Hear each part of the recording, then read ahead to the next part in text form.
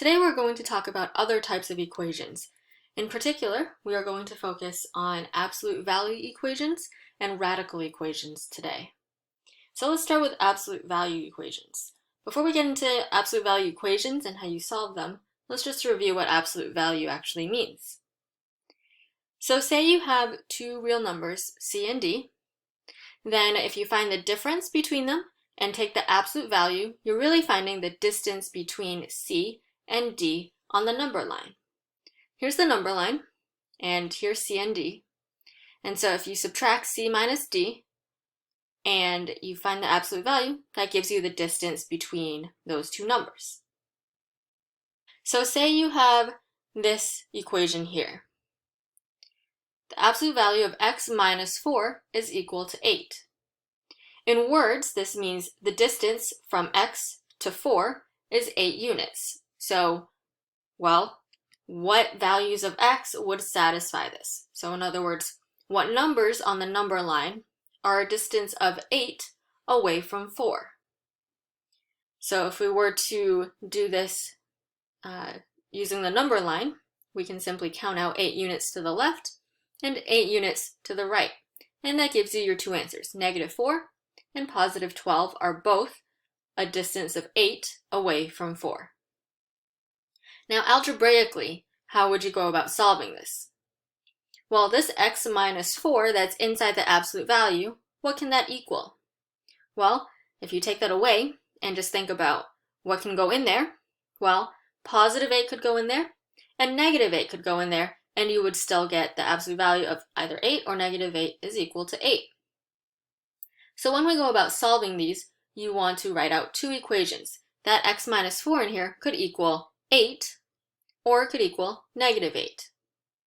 Solving both of those, we get that x is equal to 12 and -4, which is exactly what we found when we used the number line.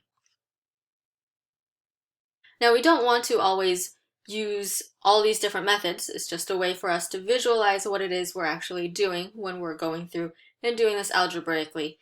Typically, just doing it algebraically, but understanding why we're doing it is probably good enough for us to be able to understand how we're going about solving these equations.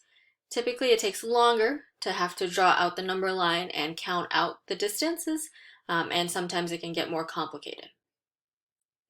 So in example 2, we have the absolute value of 3x minus 5 is equal to 7.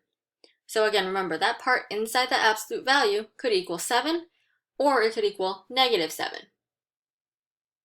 So we write those two equations out, and we are going to solve for x. So we have 3x is equal to 12, x equals 4, and on the other one we have 3x equals -2, and then divide, we get x is equal to -2/3. So we have x equals 4 and x equals -2/3. Let's look at the next example. We have the absolute value of 3x minus 2 equals 4x plus 1. Let's do the same thing we were doing before. So 3x minus 2 could equal 4x plus 1, or it could equal the opposite of 4x plus 1. Then we'll go ahead and solve. So on the left here, we have -x equals 3. On the right here, we can distribute the minus and then solve. So we end up with x equals -3 for the first equation. In the second one, add the 4x to one side, add the 2 to the other side. We have 7x equals 1, and we get x equals 1/7. Now, there is something wrong with these answers. What's wrong? Well, let's try plugging them in. Now, when you plug -3 in, you plug it in to both the left and the right side. So we have 3 times -3 minus 2 equals 4 times -3 plus 1. Now on the left here, we have -9 minus 2, which is -11. So we have the absolute value of -11 on the left. And on the right, we have -12 plus 1, which is equal to -11. So now we have 11 equals -11. Now that doesn't make sense. So x equals -3 does not work. It's what we call an extraneous solution. We didn't do anything incorrect when we tried to go about solving this, but when we go back and plug it in, it doesn't actually work. Let's try the same thing for 1/7. So 3 times 1/7 minus 2, and take the absolute value of that, and then 4 times 1/7 plus 1. So on the left here, we have 3/7 minus 2, or in other words, 3/7 minus 14/7, which gives us negative 11/7 inside the absolute value signs. And then on the right, we have 4/7 plus 1, which is equal to 4/7 plus 7/7, which is 11/7. Take the absolute value on the left, we end up with 11/7, so 11/7 equals 11/7, so that works. So x equals 1/7 is going to be our one solution to this problem. Now, when you find these extraneous solutions, or when do these extraneous solutions come up, they come up if you see, for example, we didn't check our solutions in the example before this. You'll notice because in example 3, we have an x that's both inside the absolute value and one that's on the outside. Now, this doesn't always give you extraneous solutions, but when extraneous solutions do occur in absolute value problems, they occur when x shows up in multiple places.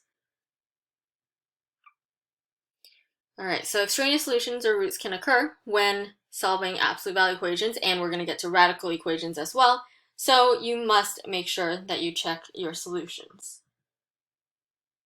Now let's take a look at an example of a radical equation. We have the square root of x minus 7 equals 4. So we square both sides, and that leaves us with x minus 7 equals 16. And add 7 to both sides, and we get x equals 23. Now, like we said before, you could end up with extraneous solutions, so let's go ahead and check the answer. So plug 23 back into the original equation, so square root of 23 minus 7, and that's equal to square root of 16, which is equal to 4. So that works out. So our answer is x equals 23. Let's do another example. We have the cube root of 6x minus 10 equals 2. So in this case, because it's not a square root, we have a cube root. Instead of squaring both sides, we're going to cube both sides. So this is going to be 6x minus 10 equals 2 to the third, which is equal to 8. Now we can solve for x, so add 10 to both sides and divide by 6, and we get x is equal to 3. Again, we're going to plug this back in to check our answer, so we have 6 times 3 minus 10, and that would be 18 minus 10, which is 8, and the cube root of 8 is in fact equal to 2. So this, again, checks out, so we do not have an extraneous solution. X equals 3 is a solution to this equation.